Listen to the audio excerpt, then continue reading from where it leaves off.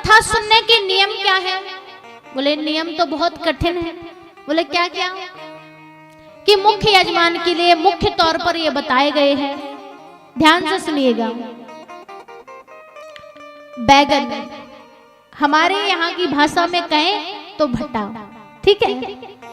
बैगन, मूली, गाजर, लहसुन, प्याज, कद्दू, इन सभी पदार्थों का सेवन 7 दिन तक मुख्य यजमान को नहीं करना चाहिए, ठीक है।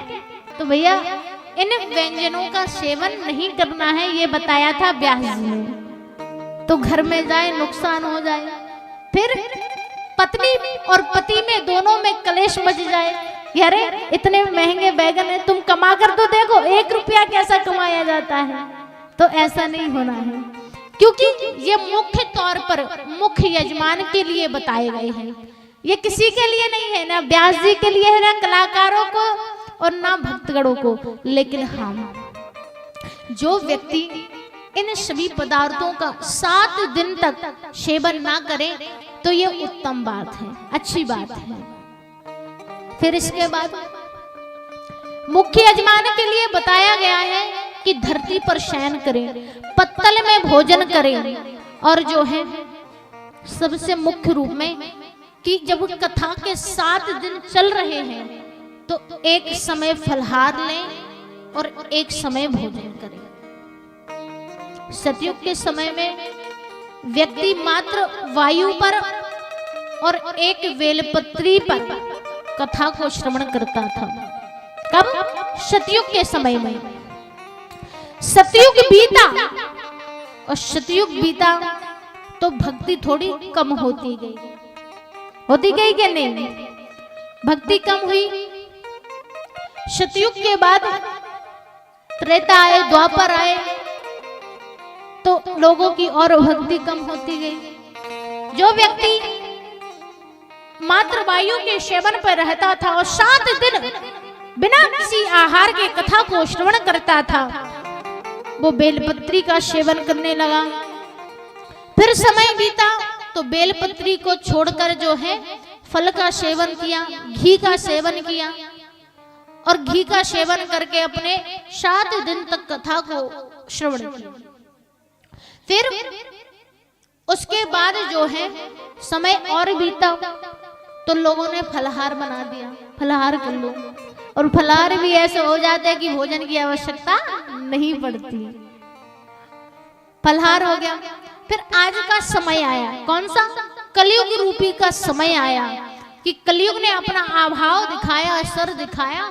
तो लोग क्या है, जब कथा सुनते हैं तो एक समय भोजन लेते हैं, एक समय फलहार करते हैं। लेकिन भागवत जी में तो ये बताया गया है कि जितनी शक्ति हो उतनी भक्ति हो। आपके शरीर में जितनी शक्ति हो आप उस प्रकार की भक्ति कीजिए। ये कौन कहते हैं? भागवत जी कहती हैं। अगर आप शक्ति है तो आप दोनों समय फलहार लेकर भागवत को 7 दिन तक श्रवण कीजिए। और अगर आप दवाइयां खाते हैं, हर व्यक्ति बीमार रहता है, किसी को शुगर की बीमारी है तो किसी के घुटने दुखते हैं, हर व्यक्ति आजकल दवाइयों पर चल रहा है। तो भागवत जी कहती है कि भैया तुम 2 बार भोजन कर लो और एक समय फलहार कर लो। फिर भी ना माने तो आप फलहार को त्याग करके 3 बार भोजन करो। ये क्रियाओं में बताया गया है कि एक बार सुबह, फिर दोपहर को, फिर शाम को। 7 बजे के पहले भोजन कर लो, 7 बजे के बाद, 8 बजे के बाद भोजन कभी ना करो। जो बीमारियां होती है ना उसी के कारण होती है। रात को 12 बज रहे हैं, 12 बजे भोजन हो रहे हैं। हाँ, ये बात मान सकते हैं, व्यक्ति कामों में व्यस्त है तब जाके। लेकिन ये कोई ऐशो आराम का काम नहीं है कि रात को मन माना चाहा तब भोजन किया, ऐसा नहीं करना है।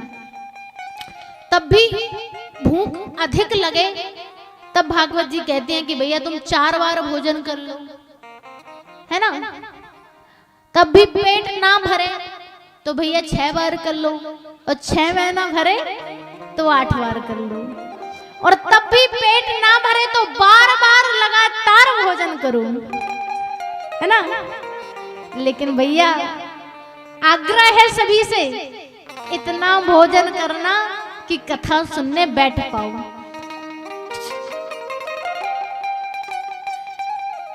तो भागवत जी कहती हैं कि लघु आहारे, थोड़ा भोजन कीजिए ताकि आपको संकीर्तन करने में, कथा सुनने में किसी प्रकार का कष्ट ना हो। कि इतना भोजन कर लिया कि निद्रा देवी आई और आप सो गए, और जो सो गया सो खो गया, तो खोना नहीं है।